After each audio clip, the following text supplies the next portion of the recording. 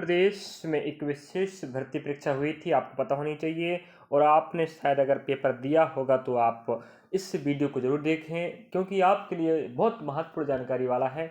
मध्य प्रदेश महिला पर्यवेक्षक भर्ती परीक्षा हुआ था, जहां पर पुरुषों के लिए भी था पद और महिलाओं के लिए भी पद था, और दोनों परीक्षाएं एक साथ हुई थी, कह सकते हो, महिला और पुरुष वाला। और रही बात यहाँ पर, जिसका परिणाम हाल ही में जारी हुआ है, और इसके जो नोटिफिकेशन आपने देखा था, फॉर्म फिलअप किया था, एग्जाम दिया है, और आपका इस मेरिट लिस्ट में आपका चयन हुआ, तो आपको एक और चरण से गुजरना पड़ेगा। वो आपका है डॉक्यूमेंट वेरिफिकेशन, मतलब डीवी। क्योंकि डीवी के बाद ही आपका चयन नियुक्ति पूरी तरीके से सही माना जाएगा।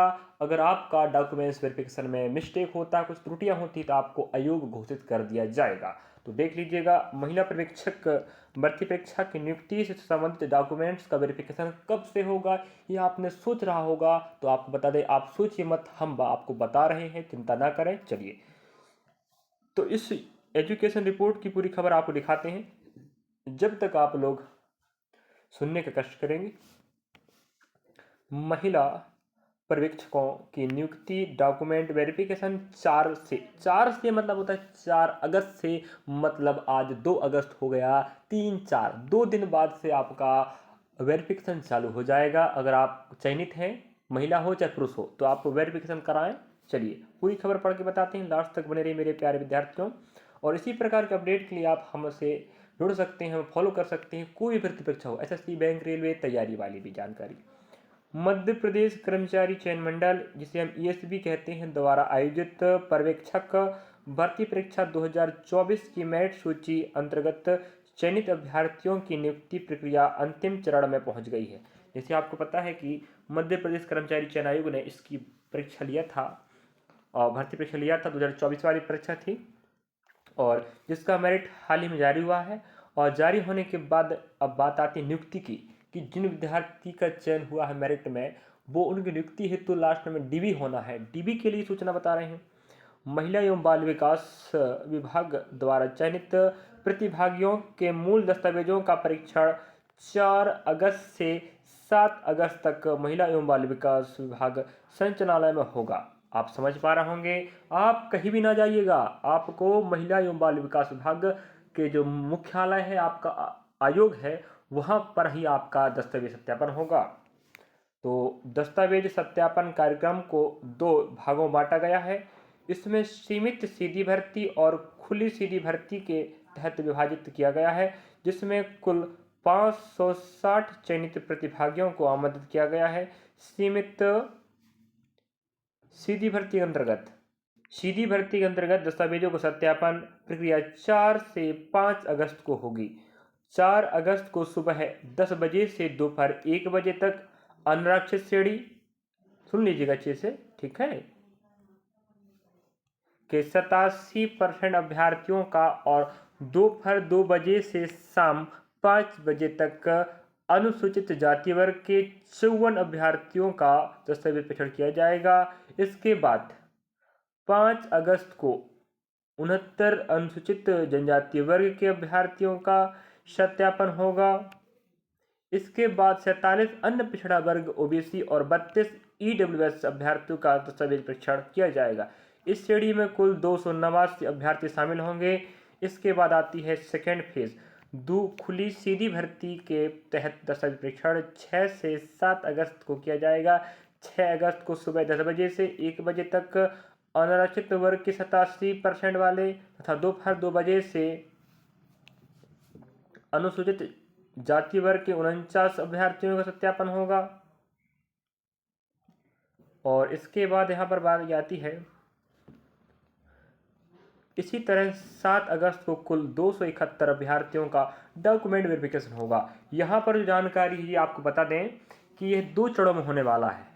सुन लीजिएगा, अगर आप नहीं समझ पाए हों तो दोबारा आपको रिपीट करके बता रहा हूँ। और इसी प्रकार से आपका डॉक्यूमेंट वेरिफिकेशन होगा, मतलब हम बता रहे हैं डॉक्यूमेंट डीबी कब होगा, पहली पॉइंट, डीबी कितने चरणों में होगा, दूसरी पॉइंट, सबका अलग अलग टाइमिंग दिया है। EWS, ST, SC, OBC, UR, सबका एक विशेष टाइमिंग है।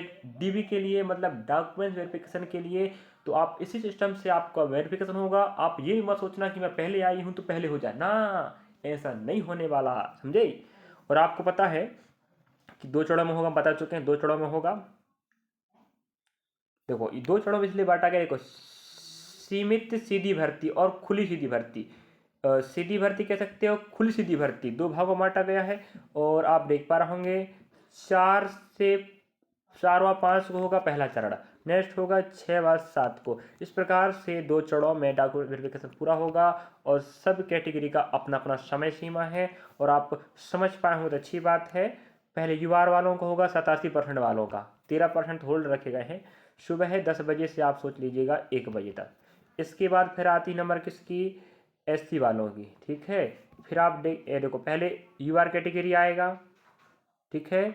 इसके बाद आप देखेंगे दोपहर 2 बजे से शाम 5 बजे तक अनुसूचित जनजाति वर्ग का, ठीक है।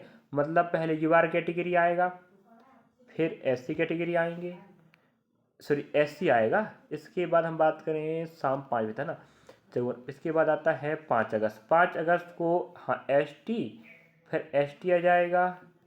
फिर हमारे पास आने वाला है पिछड़ा वर्ग, और हाँ देखिएगा यूआर कैटेगरी, एससी, इनका होना है 4 अगस्त को। और 5 अगस्त को आप देखेंगे एसटी, ईडब्ल्यूएस और ओबीसी, इन विद्यार्थियों का होना है।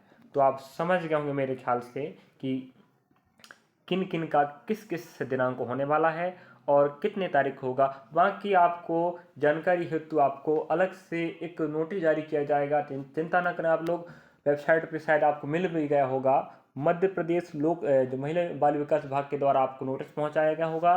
तो आप वहां पर आप देख पाएंगे कि आपका डॉक्यूमेंट एप्लीकेशन कब होगा, ये आपको सूचित किया गया होगा, या तो ईमेल के माध्यम से या आपके पास नोटिस आया होगा। चलिए, या आपको पता होगा नियुक्ति से संबंधित एक आपके पास लेटर आया होगा ज्वाइनिंग वाला, उसको लेकर आप जाएंगे और आप डीवी चेकअप करवाएंगे। और डॉक्यूमेंट्स मूल प्रति भी रखना है आपको और फोटो कॉपी भी आपको रखना पड़ेगा। इस प्रकार से हम इस खबर के माध्यम से मध्य प्रदेश के समस्त ऐसे विद्यार्थी जो महिला एवं महिला परीक्षक के पद पर चयनित हुए हैं, मेरिट में नाम आया है, उनके डॉक्यूमेंट्स वेरिफिकेशन कैसे होगा, कब से कब तक होगा, किस प्रकार से होगा, कितने चरण में होगा, पहले किस कैटेगरी का होगा, ये सब आपको हमने बताया। इसी प्रकार की आप जानकारी हमसे पाना चाहते हो बिल्कुल 100% सही सटीक, तो आप हमें फॉलो कर लीजिएगा। मिलेंगे नेक्स्ट पार्ट में। Thank you for watching. पढ़ते रहें जब तक हम आपको नेक्स्ट वीडियो के साथ मिलेंगे। मेरे प्यारे विद्यार्थियों, मैं बड़ी मेहनत करता हूँ, जानकारी उठाता हूँ, निकालता हूँ, तब आपको देता हूँ। तो आप हमारे इस मेहनत को थोड़ा सहयोग कीजिएगा, आपके सहयोग से मेरा हौसला बढ़ता है और आपके ऐसे ही काम करता रहूँगा। चलिए, थैंक फॉर वॉचिंग। इसी प्रकार अपडेट के लिए आप इससे संबंधित जानकारी के लिए भी आप हमें कमेंट सेक्शन में कमेंट कर सकते हैं।